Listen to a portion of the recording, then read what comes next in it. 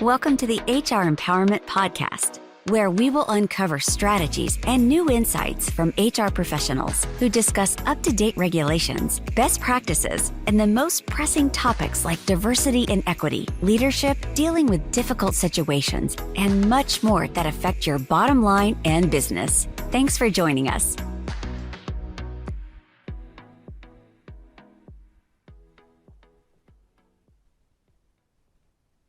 Hey everybody, welcome back. It's Wendy Sellers, the HR lady, with my co-host JC. Aloha. Aloha. We wish we were all in Hawaii right now. We also have a very special guest with us for our episode 3 of 5, talking about human-centered and inclusive policies. Hello, Julissa. Hello, everyone. So we just started kind of wrapping up talking about human-centered leadership, although you and I know we can talk about that like for hours. Let's talk about inclusive policies. And I love that it's actually right on your website as well, that you say right out front, like if you want to work with an HR consultant that is inclusive, then you call us. You know, what are examples of inclusive policies for our listeners who say, you know what, I don't know if I have an inclusive policy, or where do I start? You know, what's the ideal end result? First off, I'm going to apologize. I can talk about this for a very long time, right? So just tell me to zip it when you're ready, right? I feel like we, especially in the HR realm and even in corporate America, we've done things so long that we don't know that we don't necessarily have to do it that way, right? I feel like there are certain policies that we've just taken from other organizations and we've continued to do them. And everyone is like, well, that's just how it's always been done. For example, bereavement leave. That's a big one, right? A more conservative policy is, okay, you get 3 days for bereavement leave, and it has to be someone that's an immediate family member, right? And using that human-centered approach, when we were revamping that years ago, I was working for a veteran service organization at the time. And as I was kind of, part of my human-centered leadership is really getting feedback before policies come into fruition. And like I said, I love talking to the naysayers. So I always go to them first to see what am I not seeing. And a lot of them said, well, I'm a veteran, and who are you to tell me that I didn't have a strong relationship with this person? This person is my brother, right? This person is, this person is very special to me. And the fact that I can't take any time off, or I can only take 1 day, you're telling me how strong our relationship was. And when that person said that, I was like, you're right. Who are we to say what someone's relationship is with someone, right?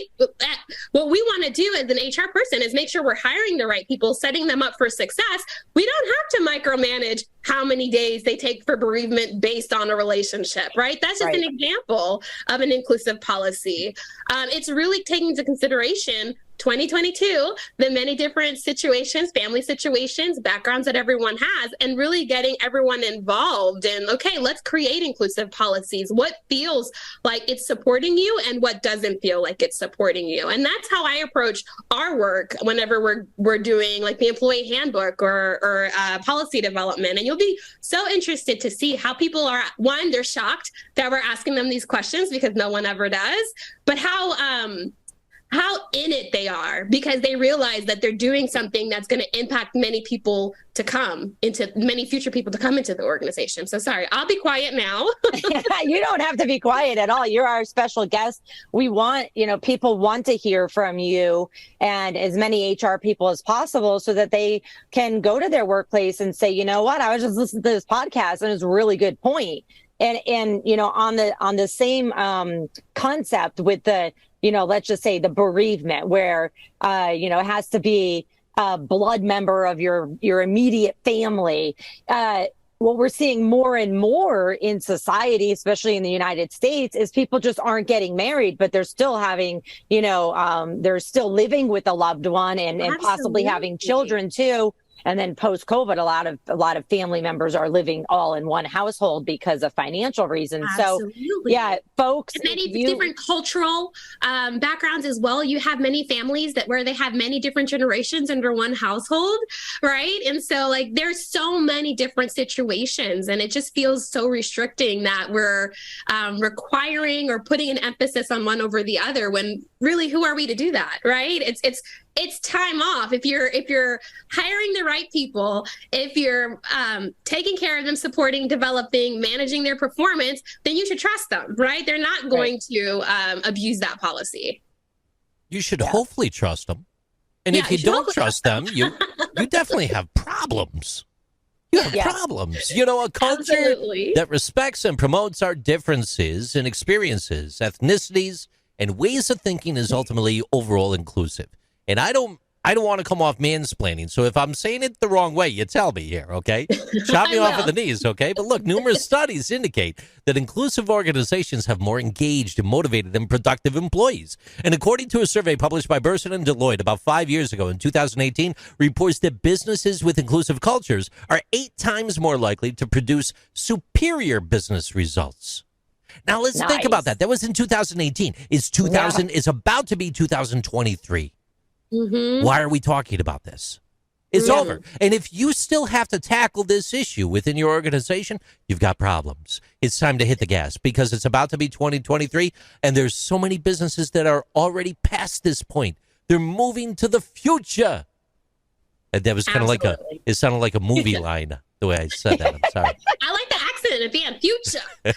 Thank you. You know, a quick little comment here about inclusive policies for our listeners is, again, I was joking before when I said this in the first session, but I'm not joking. If you suddenly ask your employees for their input and they don't provide it, it means they probably don't trust you. They may be in shock, first of all, that you're even asking for their feedback, because you've never asked for it before. Mm-hmm. They may also say, well, you've asked for my feedback before, and then you've done nothing with the feedback, right? Absolutely. Jaleesa's shaking her nodding. Yeah, I'm like, yes, that happens all the time. I've got a contrary point of view for you. Consider this, both of you, right quick. What if the employees aren't speaking because they don't trust the consultant that you hired to talk to them? They'd rather talk to you. Yeah, I mean, that is completely fine, too. And Jaleesa and I are both HR consultants, and, you know, we have to walk into places and often, you know, I just did one recently where I had to do an assessment of the HR role. And immediately, I know if I was in that seat, I'd be like, oh, this consultant's coming in here and going to take my job. And so we have to work really hard to explain, like, hey, I know for me personally, I'm like, I don't want your job. So I'm like straight out, like, nope, not coming into the office, not doing that. I'm just like, I usually tell the HR person, tell me everything that you've been wanting to tell them, because then I'm going to tell them probably the same thing, not always. And they're going to believe me, which is very hurtful to the person that is, you know, on the payroll.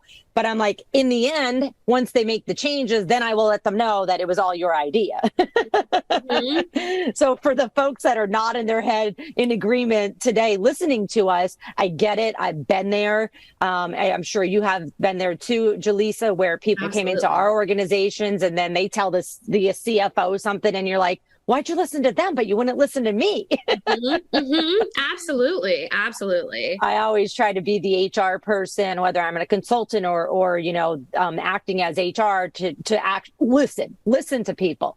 JC, both of you actually mentioned safety at work. And so I want to wrap up this episode and move on to episode 4, where we're going to dive into psychological safety at work and how that affects company culture. We'll be right back.